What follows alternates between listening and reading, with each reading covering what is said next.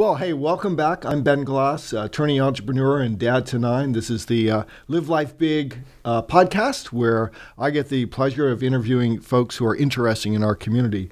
And a couple of weeks ago, we had Dixon Hemphill in here, a 92-year-old runner making and breaking world records. Now we've gone to the opposite end of the age spectrum. My good friend Andrew Smith, who is a young soccer referee, student soccer player. We're going to talk about all that. So, dude, welcome to the program today. Thank you. So you walked into my office wearing your U.S. Youth Soccer Eastern Regional Tournament, and I asked you, did you play in it? And you said... I said no. I actually reffed it. That's awesome. I did some games. In West Virginia. In West Virginia. Which means you had to have been selected out of a pool, because there's lots of referees in Virginia, and lots of good young referees, too. I got pretty lucky. You did. Well, no, you're good at it. You're serious about it. And so you're turning 14 shortly. Yes, in about a month. And they gave you actually got a center in that tournament of U12. Mm-hmm. Boys or girls? I think it was girls. Was that fun? It was. Were you nervous? I was a little. It was my first regional center, but as soon as the whistle blew, the game started, I just kind of relaxed a little, and it was fun. I bet you were awesome. Were you the youngest referee up there? Yes, by far. It was probably 4 years. Yeah. 4 years age difference. Yeah, and the shortest for sure. So were some of the girls taller than you? Yes, I think that's awesome. Almost all of them. Now I know you have a soccer family. I do. Mom and dad involved in National Capital Soccer League. One or two brothers? I have one brother and one sister. Do they both play? They both play. They both play for McLean.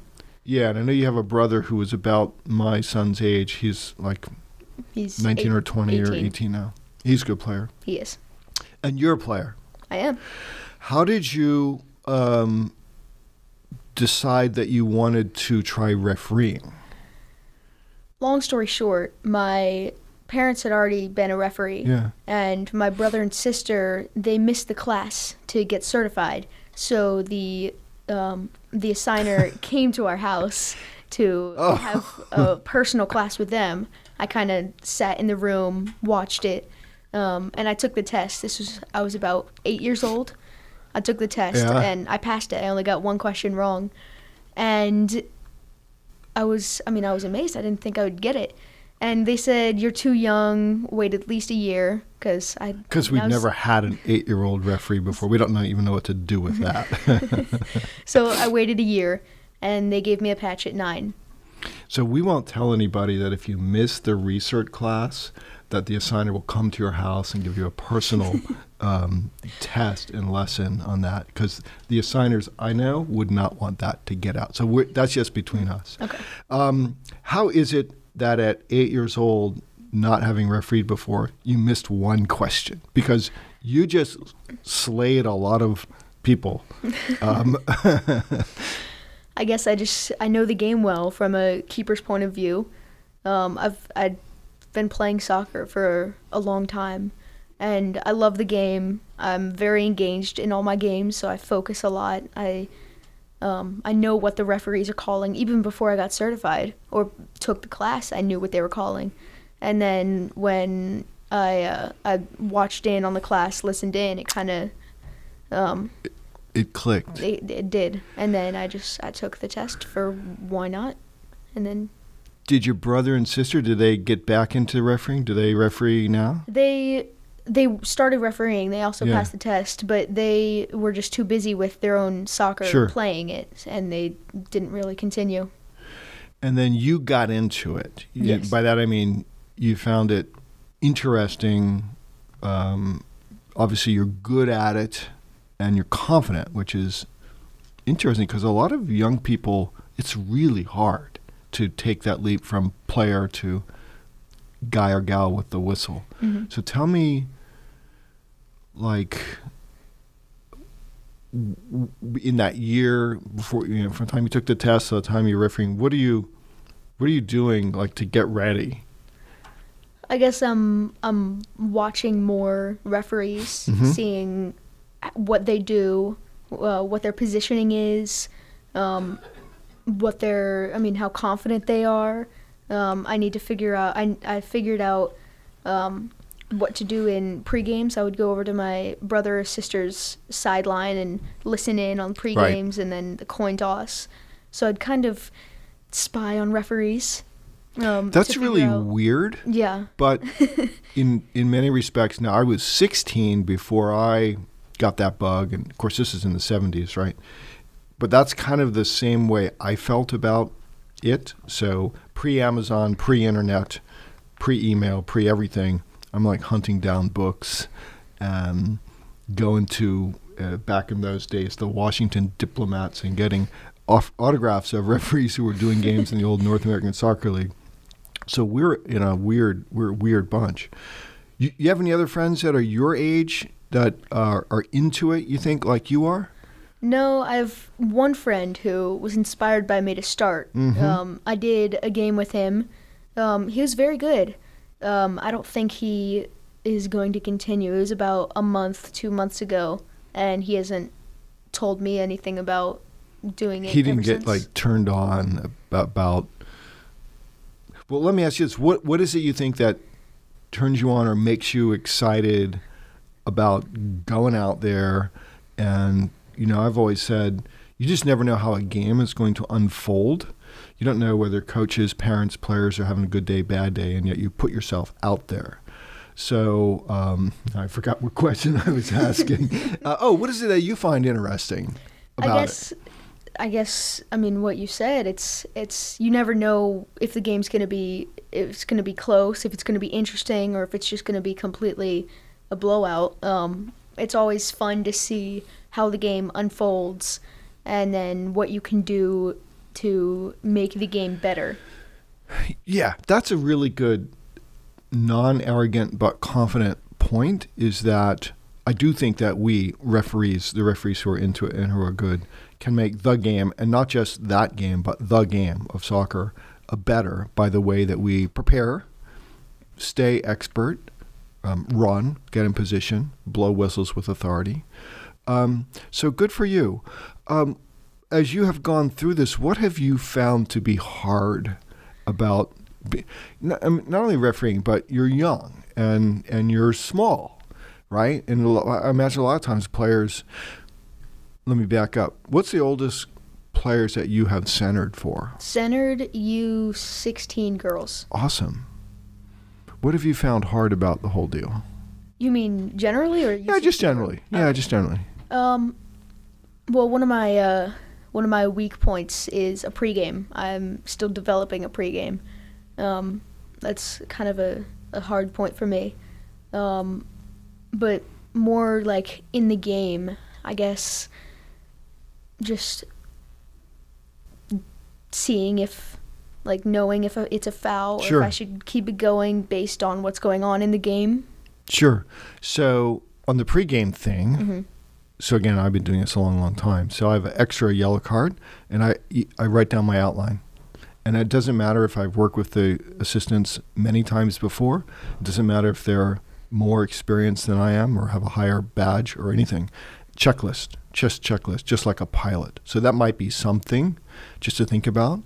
And the other thing is, I think a lot of referees, they short the pregame. They don't give it the honor that it deserves, and just don't do that. Even if that other referees are like a lot older than you are, or more experienced, whatever, you should own that pregame. And so that will impress a lot of people. So you'll get there.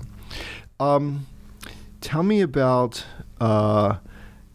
parents, not yours, but coaches, spectators.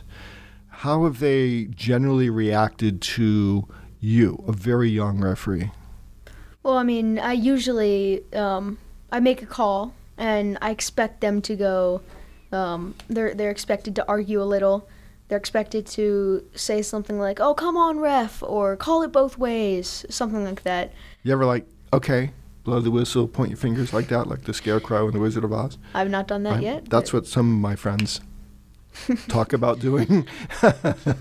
I usually just let it go if it's just something like that. But Right. if it continues, past what it usually is, or if it continues into the play, to where they're still yelling about the previous foul when the next play is going, then it needs to stop. And then I'll usually... How do you do that? Usually I just say, like, if it's too much, I'll just say, like, enough, no more, I've got this. You can cheer for your own team. I don't mind a little yelling, but not a lot. And not at me, right? Don't make it personal. Well, that's awesome. Did you always feel in your referee career like confident to say that? No. To adults? Definitely not. How did that confidence come? It came when I finally realized that they, in a way, look up to me. Yeah. It used to be that I was not afraid of them, but I was worried that they would yell at me. But then it just, like, a couple games, it all happened where I realized as the game was going that they're not yelling at me because they're mad at me. They're just yelling at me because they want their team to succeed. You're so kind. I think they're yelling at you because they're idiots. And they have nothing better to do. So you're very diplomatic. That could be when you get older, you can be non-diplomatic about this stuff. That is very interesting. So what, every year, as I'm sure you know, there's a lot of young folks who give it a try. So they've been playing. Mm-hmm. Many of them come. They want to make some extra money. Mom and dad goes, you can come and be an AR, referee. You can make, because you can make a bunch of money if you want. What would be your advice to someone who's maybe your age, maybe even a little bit older, who's going through their first season and finding some of the things difficult that you found difficult? I guess they should know that they are the person on the field who's controlling it all. They can, they don't, you don't want to control it in a bad way, but you have control, you have the whistle or the flag. They will follow your directions. And everyone has those bad games where you don't want to be there. You just want it to be done because maybe you've made a mistake or two. Everyone makes mistakes, so a mistake is fine. Maybe you've made a mistake or two and the parents just won't get off you.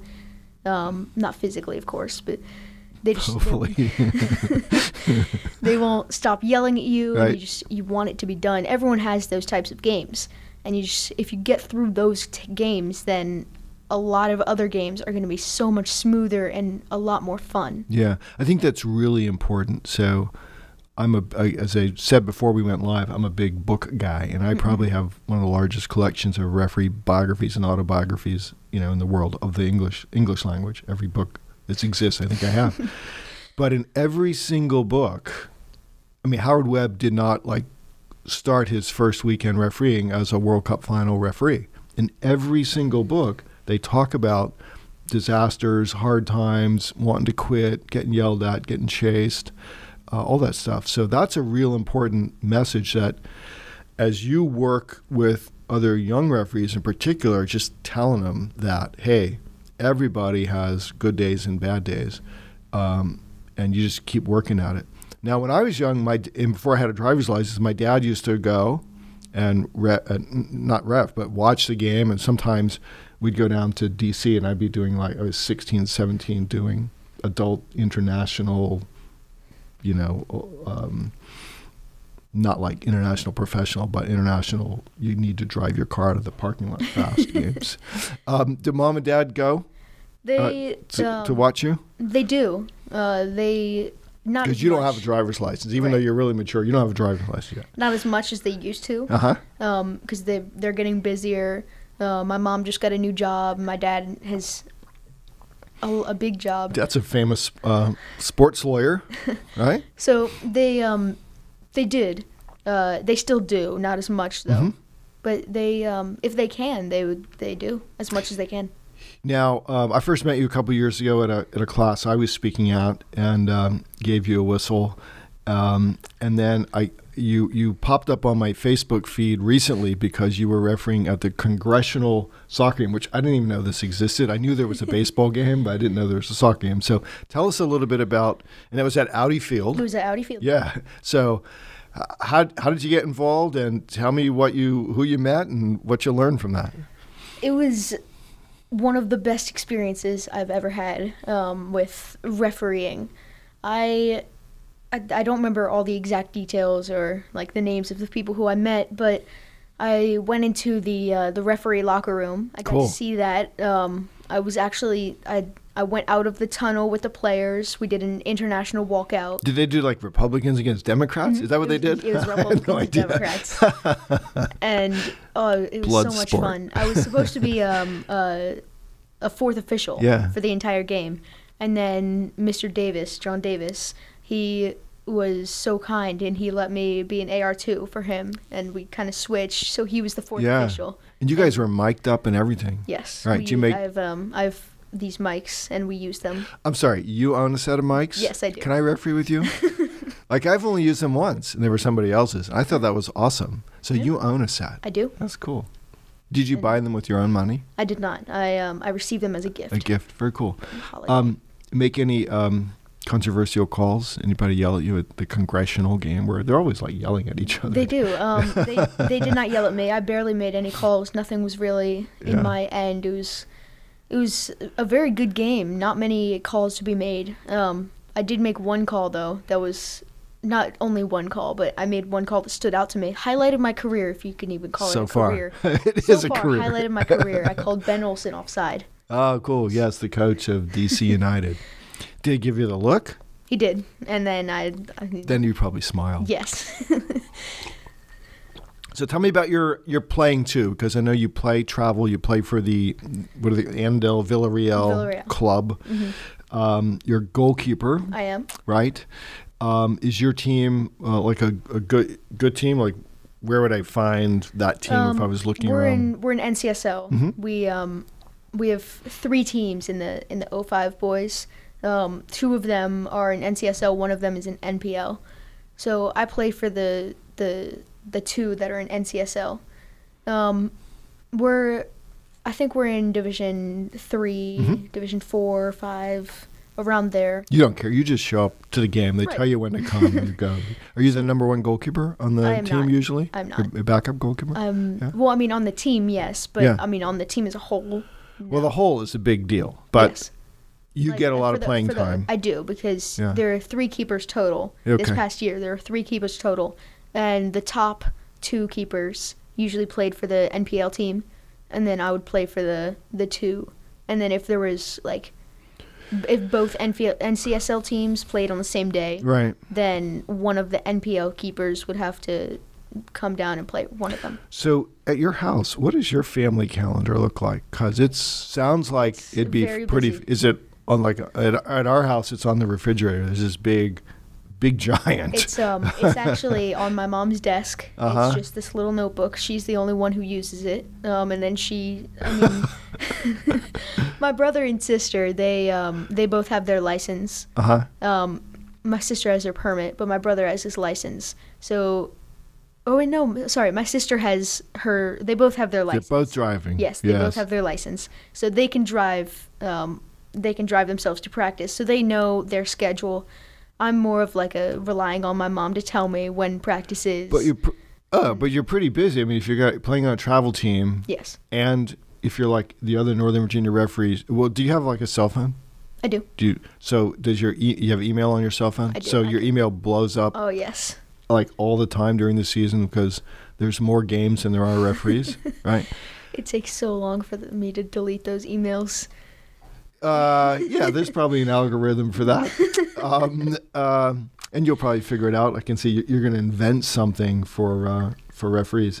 And you told me before we went live that you're not in school right now because it's summertime still, but you're reading 25. You're doing school work. I am. So you're a busy guy. I am. What interests you in school? Is there any subjects that you're like, yeah, this is really cool? I do like math. Mm-hmm. Not as much the problems, but I do like numbers. And, I guess I do like problems then. Figuring stuff out. Figuring it out Yeah. and then learning cool new equations and ways to solve methods. That's cool. Ways to solve equations, methods Yeah. to solve equations. And I also do like history. Any History. particular We did realm of history? we did the Renaissance this past year, and I love Greek and Roman mythology. That's It's really fun. That's awesome. Yeah, Colin's shaking his head like, I know what he's talking about. Yeah, and you'll be heading into 8th grade. I am. This fall. So what does how active are you in refereeing if you're also playing full-time travel soccer? Because again, so there's a lot of young people, usually players, who would like to referee as well, because again, you can make some money there, but their lives are otherwise so busy. So how this fall, how will you balance the school? And I don't even know, do you have something else? Do you have other hobbies? Do you do martial arts or? No, it's playing soccer, school, That's and then awesome. reffing soccer. Yeah, that's cool. That's really good. How do you balance that all out? Well, I don't do anything over the week, except for school and soccer practices. And then I learn my game schedule for playing soccer, and then I try to referee around that schedule. So if the game schedule and travel is mainly on Sundays, are you typically working on Saturday? Doing It's both days really. I know. Mainly it's Saturday because I do have a lot of games on Sundays. Yeah. But I like to ref as much as possible. So when I was young, again, I didn't start as young as you were. I might do 3 games in the morning. Now, mind you, this is before ARs. This is when every field looked like Mars, right? And I would go out and maybe do 3 games in the morning, eat lunch, and 3 games in the afternoon, which in retrospect is crazy. But is that like you like to do that, or do you rather go out and do 1 or 2 interesting games and get out of there? I try to do. I don't really do games and then go and come back. I do them all together and then I head out. Do you do in the local tournaments? Like I just got my first email today for a Labor Day tournament, right? So you're probably playing in those 3-day holiday weekends, right? So that takes refereeing out completely? Not completely, but it is very hard to get games around that tight schedule because you never know until after the game if you're going to keep going or not.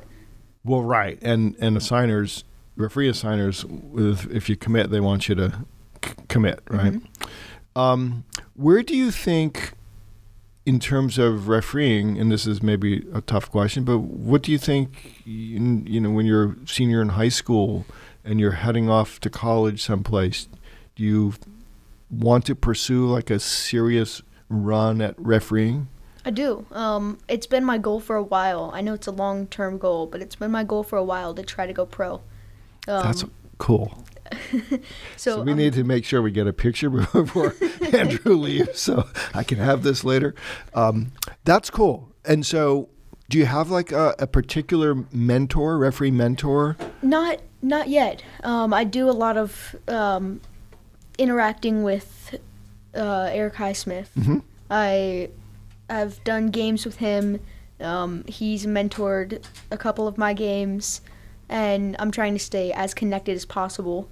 I'm also meeting some referees, such as referees at the regional championship and referees that I know are going to nationals, and I'm going to try to stay in touch with them, and then maybe we could do a game or 2 with them, or they could mentor me, something like that, and then I just get better. This is so you probably don't even realize how smart this is, but obviously been raised by great parents, but figuring out who you want to hang out with and hanging out with people who are who picture your future, not necessarily your past, is a really high level development skill.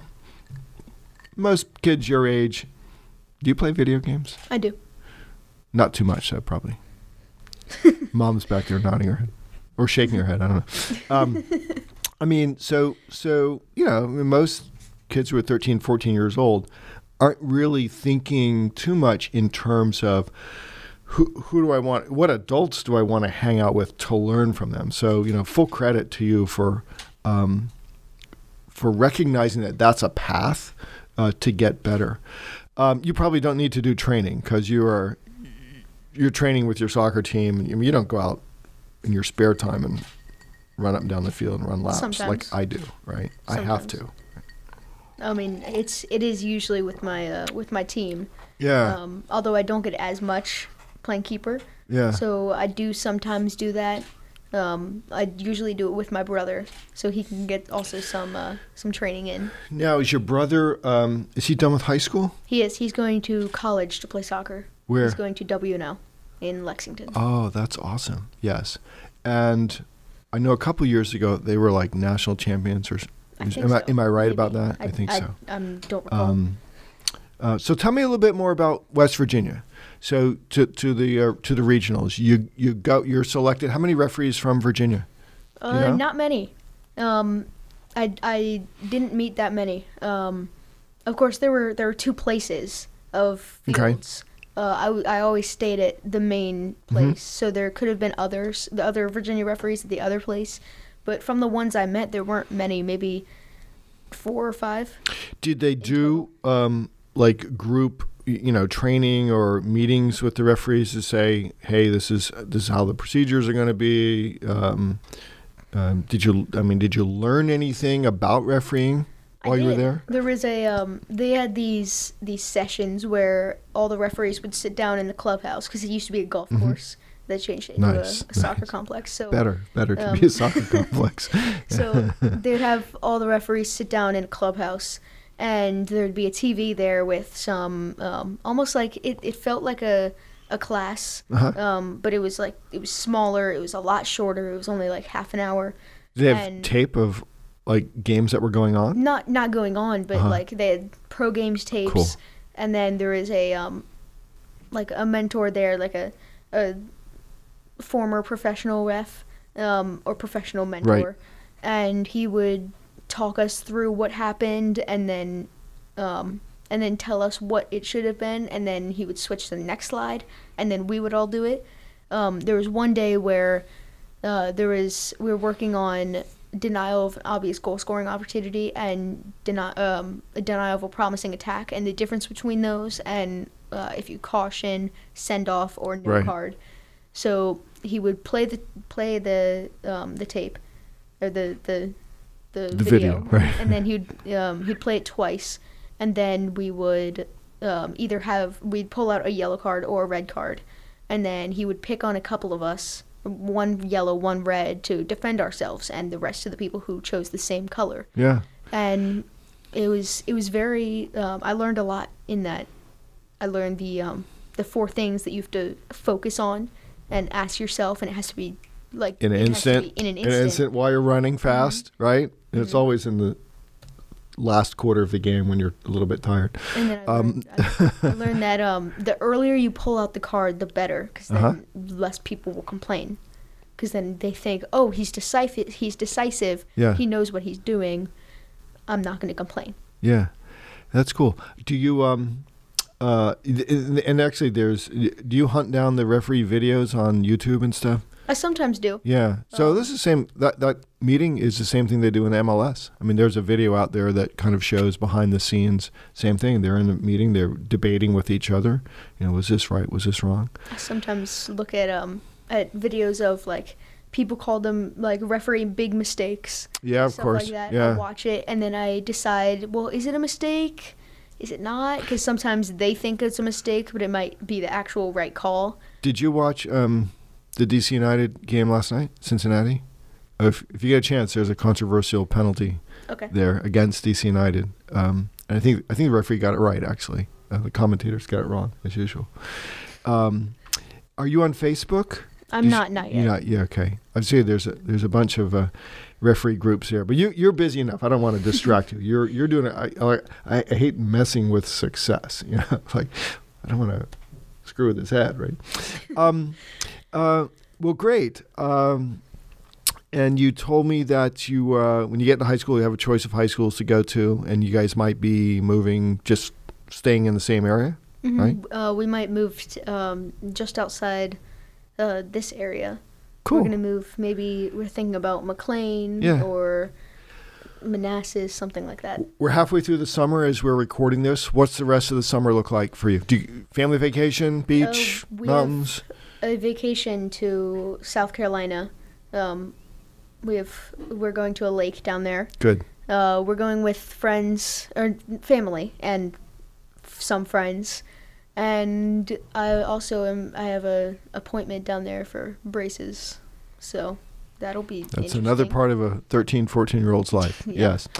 Yes. So last couple of minutes here, if you were speaking to a young player who was thinking about, I'd like to go try refereeing, but I'm not sure. I don't want to get yelled at. Okay, I like the money maybe, but I don't want to get yelled at. So what's your pitch? What's your pitch to young referees, young players about come give this a try?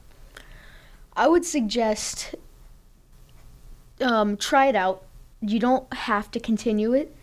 Try it out. We always could use more referees. And who knows, maybe you're just amazing at it, and then you could go far with it. You could get a very, not famous, but you could get well known. You could get a lot of money, and it would be fun. So try it out. You're going to make mistakes. You're going to have those bad games. But if you get through those mistakes and those bad games, then the rest of it is just really fun. Cool. What's the most amount of money you've made on a weekend refereeing? One weekend, $1,500. One weekend? One You made weekend. $1,500? $1,500. Okay, that's the pitch right there. Can I ask how you did that? How did you get to It was $1,500? a tournament Yeah. where they were short on referees, so they gave a bonus. Oh, wow. It was like a $200 bonus per day, and I did Oh. 23 games. That's awesome, right? You putting this in a bank for yourself? I have not. Yeah? I've What'd you do with it? I just put it. My parents stole Your it. parents put it in. They Yeah, stole. they They didn't stole steal it. it. They put it in a They bank stole it. for you, I'm sure. Well, great, Andrew. Hey, look, thanks for coming on Thanks the for having program today. This is awesome. Again, we like to inspire people, and that was a very inspirational speech for young folks. And I too. I mean, I would encourage you. It's a great character development. It requires discipline. It requires study. It requires developing immunity to criticism and just being smarter and fitter than anybody else on the field. And I think you'll agree with me. The goalkeeper's a pretty cool seat, but the refereeing is the best seat in the house. It is. Right? It's amazing. I mean, every once in a while, I'll be in the middle of a game, and I think to myself, "Wow, I would not have this perspective if I was on the side. This is Right. This is crazy. I love this point of view." Yeah. Well, even when you go to a DC United game or watch a game on TV, it's different because of what you know about the game. Well, dude, look, thanks for coming by. Thanks you. for your mom for bringing you by today. Thanks, Yeah. Allison. And good luck in the future. I Thank you. definitely will. I predict that Andrew will be in the ranks of the FIFA referees in the United States.